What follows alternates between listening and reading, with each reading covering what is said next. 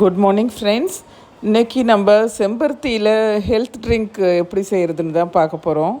செம்பருத்தி பூவை நடுவில் இருக்க ஸ்டெம்மை எடுத்துகிட்டு அடியில் இருக்கிற காம்பியும் எடுத்துகிட்டு அந்த பூவை தண்ணி ஊற்றி நல்லா ஒரு சொம்பு தண்ணி ஊற்றி நல்லா கொதிக்க வைங்க.